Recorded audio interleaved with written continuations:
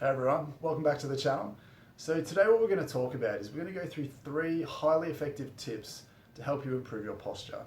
Now these tips are really important tips. They cover 3 aspects of sort of regaining good posture and good positioning that are simple to do but work really well. And we go through this a lot clinically, but the things that hopefully you guys can benefit from if you hang around to the end and watch it all through. So I guess the interesting thing about these 3 tips is they're different from some of the traditional things that we talk about. So if you're anyone who's ever considered or have tried a postural brace, those postural shirts, any form of taping, things like that, those exoskeletons or those external devices to help your posture. Now there's certainly a role for them in this conversation, but it's a very small role, because what we find is that putting yourself in a brace or putting yourself in a device that pulls your shoulders back is absolutely a good option for people who need to force themselves in a good position to help decrease some sinister pain, some discomfort. Maybe it helps you sleep better. Anything that you can do to manage those symptoms, you have to do. And that can include things like those external braces. But what's really important to understand about the braces is they don't fix anything. Yes, they put you in a better position. If you keep it there for long enough, it may start to undo some of the dysfunction that's created from being in a bad position. But the problem with those devices is it doesn't rewire your brain and nervous system to keep you there. So when those braces come off, then it's very easy to default back into the position that led you down that path of dysfunction in the first place. So while they can be a very good stopgap, short-term solution, not bad-mouthing them at all, there's definitely a role for them if they're used in the right context. But we have to have conversations that work around the outskirts of that so that you don't need to wear them anymore. And I guess the problem with a lot of postural stuff is posture's boring, it's unsexy, it's not the most interesting of conversations, and it takes conscious effort. And when we're trying to relax and we're trying to take the weight off our feet and we default into a bad shape, we do so because we're looking to relax and we're not looking to be in an active position, which is sort of what we need to do sometimes to foster good shape. So again, by the end of this video, hopefully you've got 3 really simple ideas that you can put into place that will help you go from someone who is sort of more rounded shouldered, maybe your neck, your chin points out a little bit, to someone who feels more comfortable being in a better position. So let's get to it. So the first thing I think, which is often missed with trying to reclaim good posture, is that in the process of getting from a really good position where you're up tall, shoulders back, into a slouchy posture, or a posture where our shoulders are rounded forwards, the consistent weight of gravity pulling our structures down and we're hanging off the passive tension of those structures to find that comfort, what it does over time is it asks all that tissue in the back of the shoulders and the upper back to stiffen and tighten to support that position. And then one of the things that's missed a lot is that when we're trying to get out of a rounded shape back into a shoulders back position, we actually have to go through and go past that stiffness. So for a lot of people, it's not as simple as going pull your shoulders back, because you're actually butting up against a whole bunch of stiffness that you've accrued from getting into that shape in the first place. So one of the things that is really, really helpful to make it easier for you to go from a rounded, slouchy posture to a more square shoulders back position is to take a ball or a set of balls and put it into your upper back and use the ball to free up that stiffness so that you can clear a path for those shoulder blades to travel back together. And we've gone through this before, so this is just 2 lacrosse balls taped together, and this is just the one. So for the purposes of this, we'll use the peanut one. And all we want to do here is we want to place the peanuts in between the shoulder blades, and you'll find the bump of your spine will sort of sit in the little divot here, and the balls will press into either side of the joints of your spine.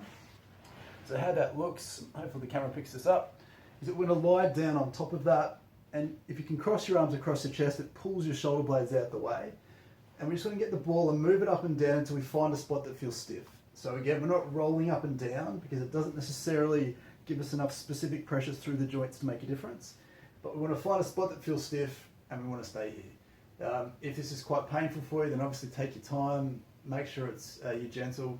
The other thing that we can add to this is we can use movement with your arms to free up that stiffness. So if you come up a little bit higher and maybe a little bit further out to the shoulder blade, and you find that it's a little bit stiff, if you can lift your arm up and raise it above your head, we can use movement to shear free some of that stiffness at the back. And then what we can find is, once you've cleared a lot of that stiffness in the upper back, all of a sudden you've cleared a path for those shoulders to feel like they can go back easier. And as I said before, it's an aspect of reclaiming good posture that doesn't get focused on enough. We're often talking about strength exercises, which we'll get to.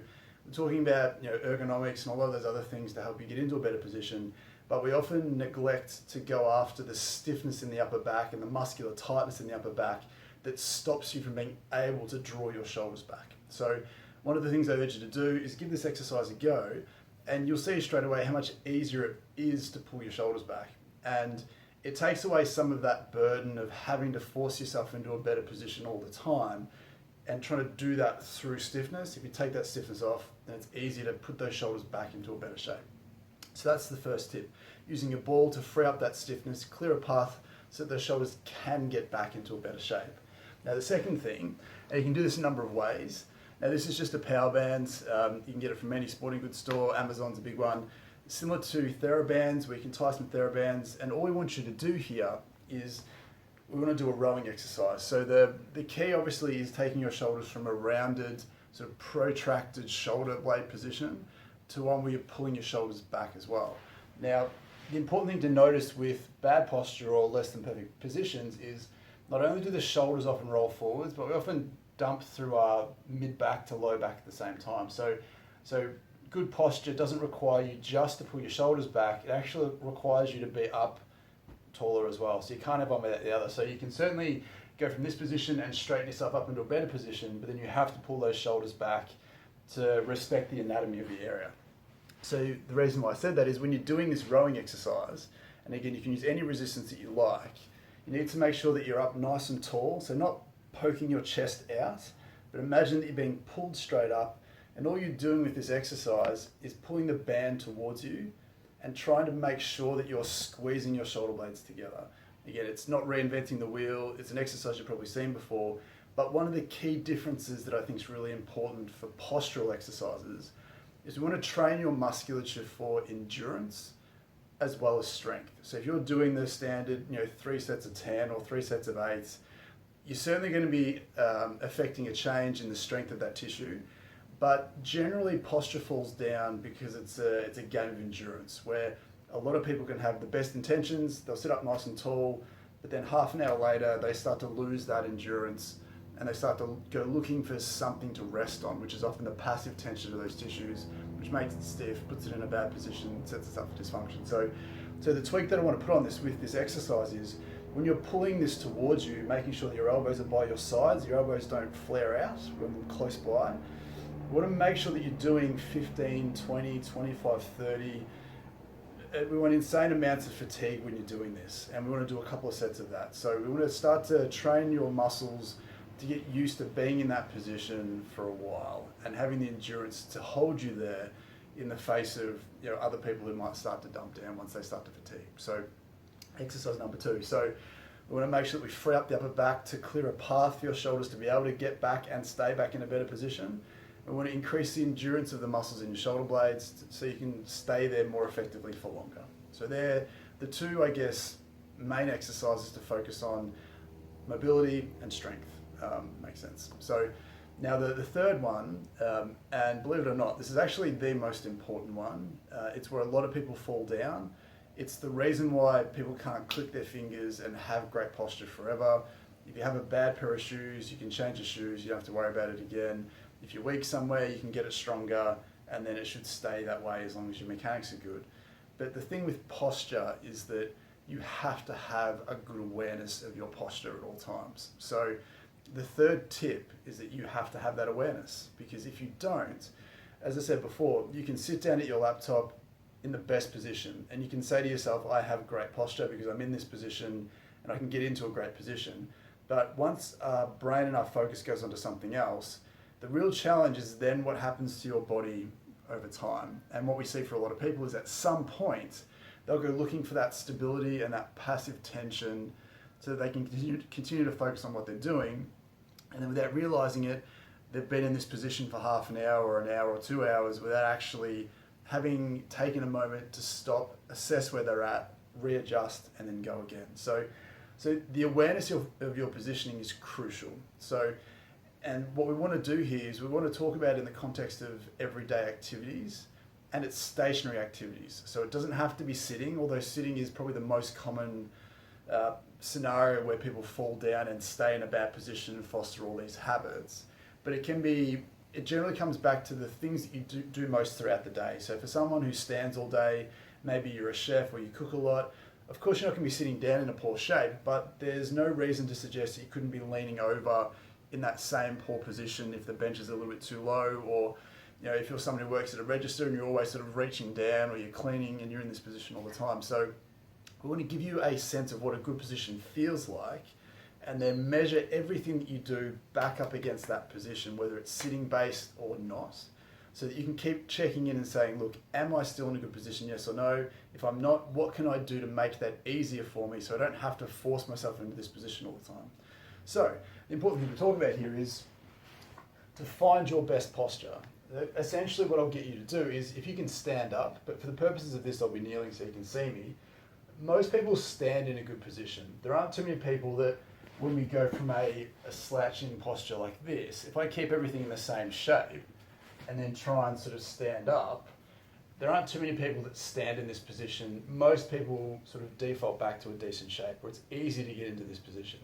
So what I often say to most people is, get into a really nice standing position, and just by taking your shoulders comfortably back. Don't do the shoulders back and down, because the problem with that is that when we fall into a bad shape, we're often dropping our shoulders down and rolling forwards. So, and that's just sort of with the slope of gravity. So what we need to do is we essentially need to take your shoulders back and hold them up a fraction. So we're not going all the way up. You just want to take your shoulders back and make sure you're supporting that weight. And this base position defines every shape that you want to be in when you're in a stationary position. So obviously, as soon as you use a computer or a laptop, all that should change is that you bend your elbows and that your keyboard and mouse are here, your screen supports this position, your chair holds you in this position. So if you find that you sit into a chair and all of a sudden you go hunting for the back of that chair, it's up to you to fill that gap with something other than your back. Fill it with a rolled up towel, a cushion, something that holds you in a good position so you don't have to do it yourself consistently.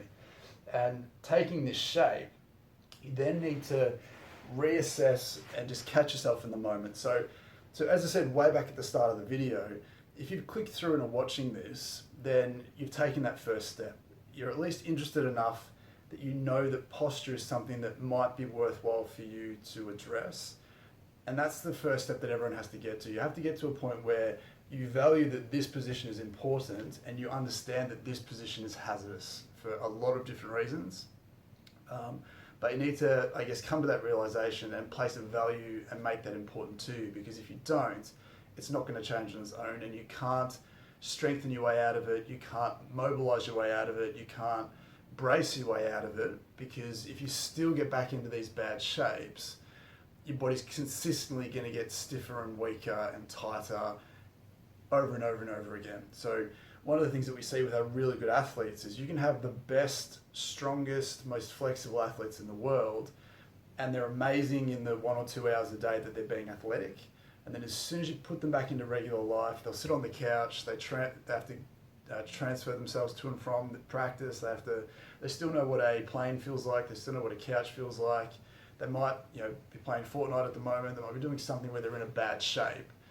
And all of that strength and conditioning counts a little bit, but not a lot, because you're not using any of it. So you might find that your tissue tolerance gets better as you get stronger, but you're still asking it to be dysfunctional by putting it in a bad position. So we need to make sure that you're undoing the consequences of that by getting yourself stronger, getting yourself looser in the right areas. But if you don't buy into the idea that you need to constantly check in with yourself to see where you're at, then you can't fix this and get to a good posture indefinitely. So I think that's really important to touch on. So it's not necessarily an exercise, but you've got to have that value proposition in your head.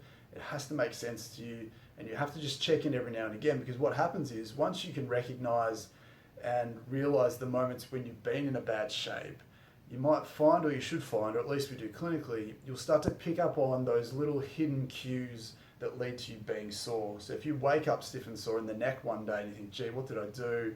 I must have slept funny, something must have gone wrong. But if you're paying attention to your posture, you may realize that the day before or the night before, you may have been sitting up in bed for an hour and a half, just in a great Twitter conversation with someone or just watching something on your phone, and you were putting your neck in a bad position. And if you weren't valuing the positions previously, you're never going to know that you're in a bad shape. So you go to bed, everything's fine, you wake up and you've got a sore neck, and it's mysterious because you didn't realize that you're putting it in a bad position. So it's really important to pick up on those cues so that you can then start to understand why your body's reacting the way it is. So it's such a powerful thing to be able to do. And it's something that we just don't place enough importance on because posture is not that interesting. So at least it is for me, but I wouldn't expect anyone else to care too much about it, but we need to. So hopefully that's useful. Again, you've got to loosen that upper back. You've got to get some endurance into those muscles. Core strength helps as well. But you've got to care about your posture. You've got to put an importance on trying to pick up on how your posture is and take steps to make that easier for you. Change your ergonomics, jam things into certain places so you don't have to hold yourself there. You're just kept in a better position. And then link those shapes to the dysfunction that you're feeling day to day. It's a really important way to go about things, really helpful at the end of the day. So hopefully that was useful. Please let me know in the comments if there's anything that you want addressed in terms of posture. I'm a nerd. I'll keep replying to every comment in the comment section. If you went on to enjoy the video, if you found it useful, please consider leaving a like.